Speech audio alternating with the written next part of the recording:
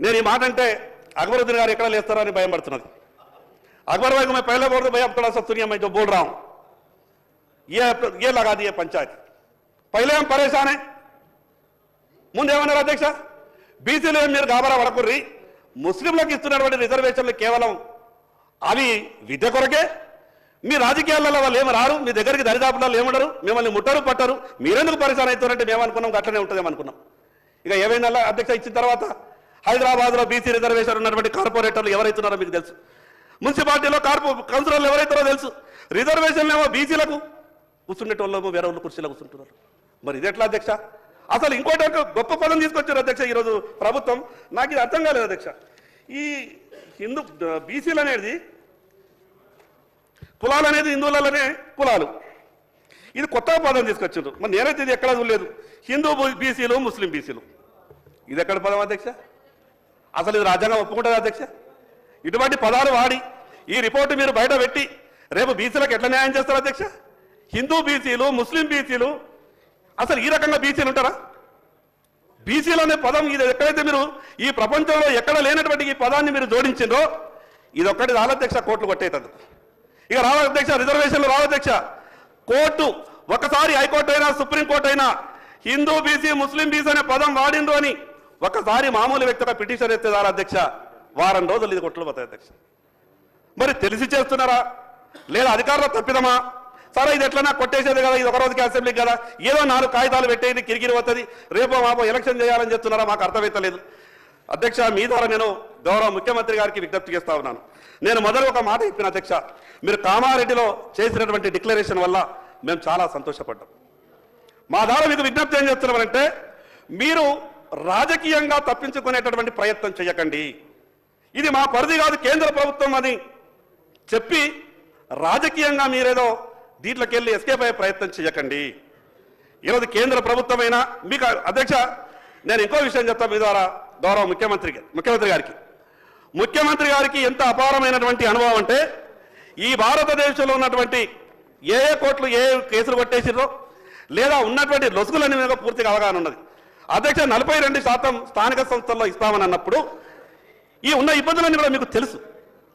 ఈ ఇబ్బందులు ఉన్నాయని తెలిసిన తర్వాత ఈ 14 నెలలలో మీరు చేయాల్సినటువంటి కార్యక్రమాలు చేయలేదు అధ్యక్ష। మీరు చేయాల్సినటువంటి కార్యక్రమాలు చేయని కారణంగా ఈరోజు స్థానిక సంస్థల పీరియడ్ అయిపోయింది, రేపో మాపో ఎన్నికలు, మీరు హడావిడి పడి ఈ రకమైనటువంటి తప్పుడు తడకలతోని నివేదిక తయారు చేస్తే దీన్ని కోర్టులు కొట్టేస్తాయి అధ్యక్ష। ఇంకోటి అధ్యక్ష, ముఖ్యమంత్రి గారు ఒక మాట చెప్పారు, మేము ఇల్లుకి స్టిక్కర్లు అంటేసారు అధ్యక్ష, మా ఇంటికి 2 అంటేసారు। నేను చూసిన మా నీళ్ళు ఒకటే కదరా బాబు 2 స్టిక్కర్లు ఎట్లయినాయంటే ఏమో సార్ అని అన్నారు। నేను అనుకున్నా మరి ఎక్కువైనా చూపుతారేమో బీసీ జనాభా, నా ఇంటికి 2 చిట్టీలు అంటేసిందంటే మరి సంఖ్య మన పెరుగుతుందేమో అనుకున్నాం। కానీ ప్రభుత్వం పెట్టేటువంటి ఈ నివేదిక చూస్తే ఏమైంది అధ్యక్ష, మా సంఖ్య తగ్గిపోయింది అధ్యక్ష। నాకు ఒకటి అర్థమైతలేదు, అగ్రవర్ణాలది దాంట్లో కూడా చాలా పేదలు ఉన్నారు అధ్యక్ష, వాళ్ళని ఆదుకోవాలా? Honorable Speaker, sir, I take the opportunity to participate. Honorable Speaker, sir, I take the opportunity to participate in the discussion on the caste survey findings. I am using the word findings, sir. The reason for me, Please. sir, kindly bring the house into order, sir. Sir, every time it is becoming like this, sir. Sir, please allow us to speak, sir. Sir, I am using the word findings, sir. Findings which are mentioned in the statement tabled and spoken by the Honorable Leader of the House, Honorable Chief Minister, sir. Please. Sir. మీరు కూర్చోండి, బాలశంకర్ గారు కూర్చోండి, please కూర్చోండి. Sir, మీరు కూర్చోండి please, ఇస్తాను మీకు ఇస్తాను, కూర్చోండి. Sir, I would like to once again.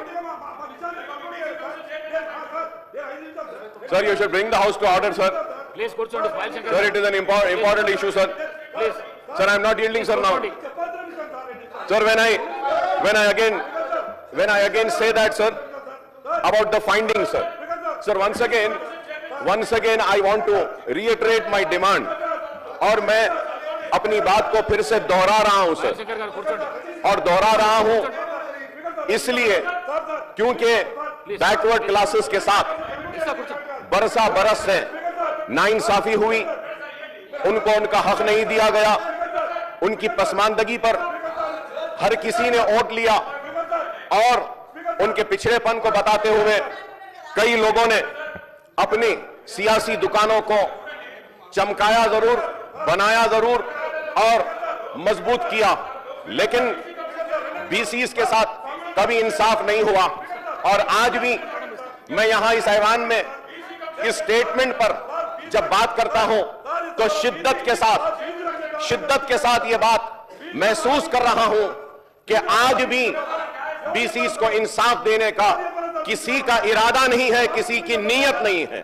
اگر ارادہ اور نیت ہے کہ بی سیز کو انصاف دیا جائے گا, بی سیز کو ان کا حق دیا جائے گا, تو سب سے پہلی اگر کوئی ذمہ داری تھی حکومت کی اور چیف منسٹر صاحب کی, تو میں یہ کہوں گا کہ یہ جو سروے ہوا, اس سروے کی رپورٹ کو آپ ٹیبل کرنا تھا.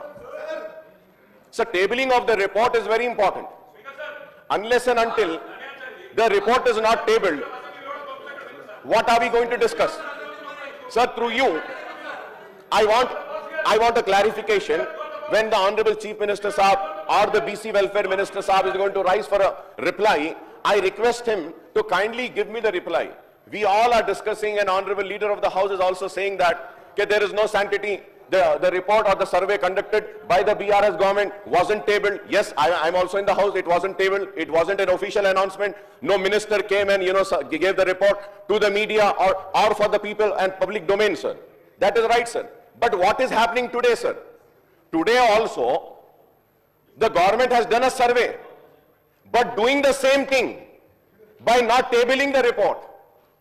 Sir, I really want to know the sincerity and the commitment towards the BCs, sir.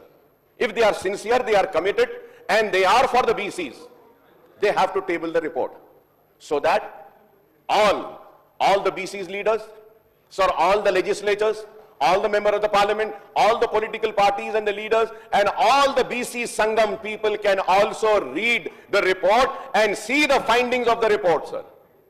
Sir, now, sir, many statements have been given in the House, and many statements have different figures, numbers.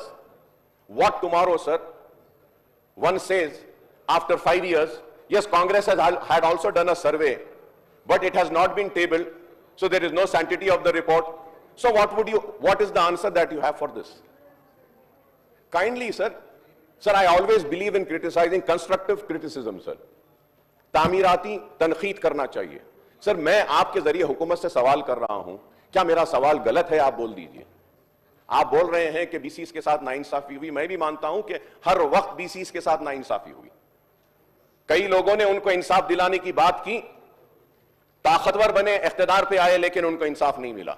لیکن آپ سے امید ہے, اگر آپ سے امید ہے تو آپ کو بھی چاہیے کہ اس رپورٹ کو ٹیبل کریے گا تاکہ حقائق سامنے آ سکیں کہ کیا ہے. اب آج سٹیٹمنٹ میں آپ ایک فگر دے دیے, اتنے بی سیز ہیں, اتنے ایس سیز ہیں, اتنے ایس ٹیز ہیں, اتنے مائنورٹیز ہیں. سر, this cannot go like that. That is the reason, and sir, it is a very important issue, sir. It is a very important issue, sir. سینسز میں یا اس کے بعد میں ایک سروے یہاں سے ہوا, پھر یہاں سے ہوا. سر, میں شاید میں غلط ہوں, لیکن میں نے پہلے بھی کہا تھا کہ 50% سے زائد آبادی